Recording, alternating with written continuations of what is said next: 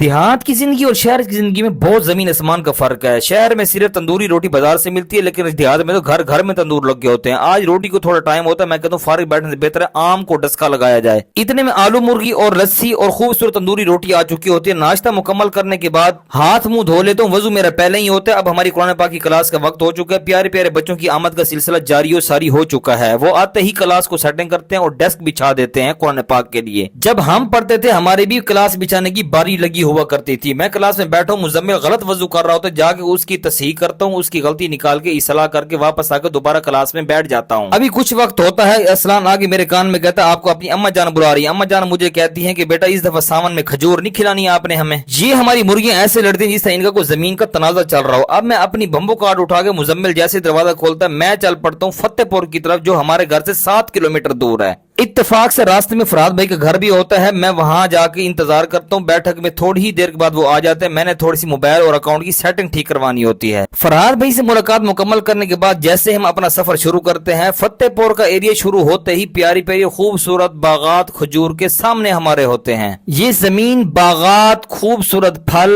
سبزیاں، تمام ضرورت کی زندگی اللہ تعالی نے ہم مسلمانوں کے لیے پیدا فرمائی ہے۔ اب ختم نبوت پل چوک فتح پور پہ ہم پہنچ چکے ہوتے ہیں۔ اب ہم انتہائی قریب آ چکے ہیں جہاں پہ کھجوروں کی منڈی لگتی ہے۔ پہلی ریڑھی پہ ہماری نظر جاتی ہے، بھائی ذرا مہنگی دے رہے ہوتے ہیں، کہتے ہیں پوری منڈی پھر لو آپ کو کھجور ایسی نہیں ملے گی۔ یقین کرے واقعی ہمیں نہیں ملی۔ اگلی ریڑھی پہ انتہائی کمزور بابا جان حلال کمانے کی تگ و دو میں ہوتے ہیں۔ ہم ان کے ساتھ 2 کلو کھجور کی ڈیل ڈن کر لیتے ہیں، 1 روپے بھی رعایت نہیں کرواتے کیونکہ بابا جی بہت ہی کمزور اور ضعیف ہوتے ہیں۔ کھجور لے کے جیسے روانہ ہوتے ہیں، یہ انکل راستے میں دیگیں لے کے جا رہے ہوتے ہیں۔ میں کہتا ہوں کاش ہمیں بھی کوئی خیرات پہ بلاتا، ہم بھی جا کے ذرا چس اٹھاتے۔ موسم اتنا کمال کو ہوتا ہے، مجھے کوئی ادھارے پیسے دے دو میں لمبی آؤٹنگ پہ چلا جاؤں۔ جیسے واپس کلاس میں آگے بیٹھتا ہوں، مزمل میرے کان میں کہتا ہوں سر جی آدھے بچے بھاگ گئے ہیں۔ میں کہتا ہوں یار لگتا ہے میں ان کا استاد نہیں ہوں بلکہ یہ میرے استاد ہیں۔ ملتے ہیں کل نئی ویڈیو میں، اکاؤنٹ فالو ضرور کریں۔